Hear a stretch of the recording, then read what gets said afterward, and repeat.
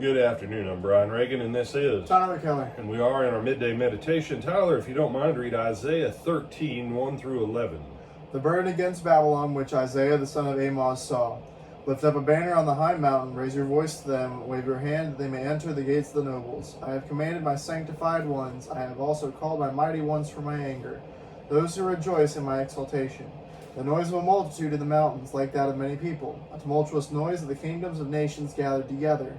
The Lord of hosts musters the army for battle.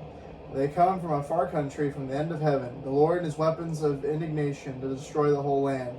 Wail, for the day of the Lord is at hand. It will come as destruction from the Almighty. Therefore all hands will be limp, every man's heart will melt, and they will be afraid. Pangs and sorrows will take hold of them. They will be in pain as a woman in childbirth. They will be amazed at one another. Their faces will be like flames. Behold, the day of the Lord comes, cruel with both wrath and fierce anger, to lay the land desolate. He will destroy its sinners from it. For the stars of heaven and their constellations will not give their light. The sun will be darkened in its going forth, and the moon will not cause its light to shine. I will punish the world for its evil and the wicked for their iniquity. I will halt the arrogance of the proud, and will lay low the haughtiness of the terrible. All right.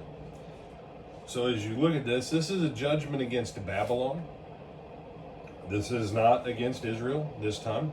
There's a lot of different judgments that Isaiah will record. But the simple fact is, God does judge the nations.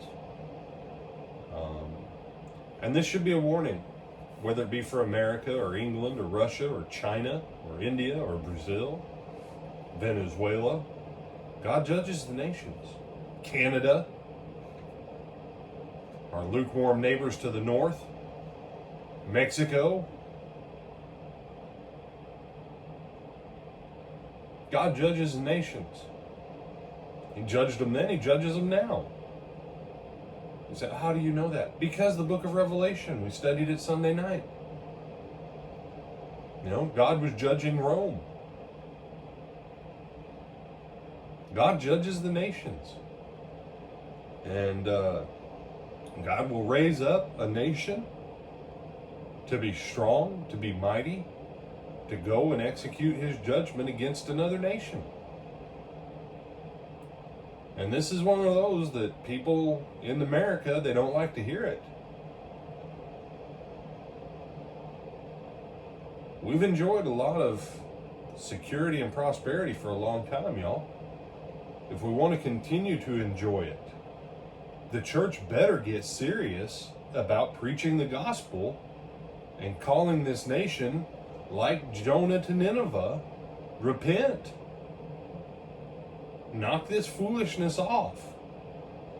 Quit killing. Quit killing the unborn.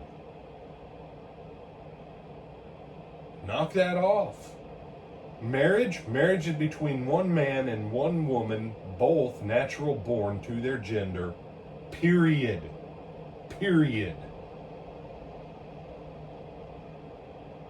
Said you really? Yeah, I think judgment's already starting to come.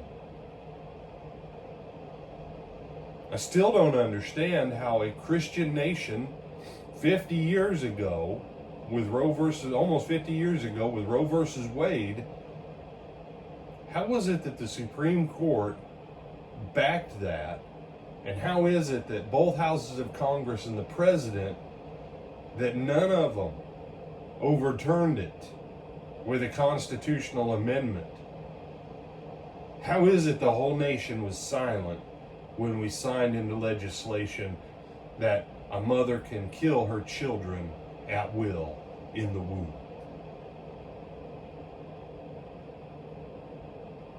So, well, no, that's the kind of stuff that this stuff is written about.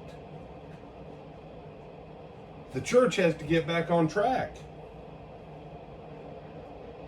Verse 11, I'll punish the world for its evil, the wicked for their iniquity. I will halt the arrogance of the proud and lay low the haughtiness of the terrible.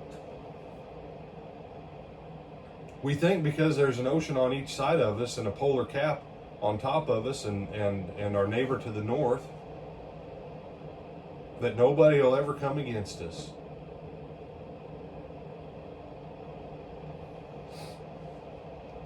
You do realize if we can build a navy that can transport and an air force that can transport 500,000 troops over a few months' time anywhere in the world, someone else can do it too.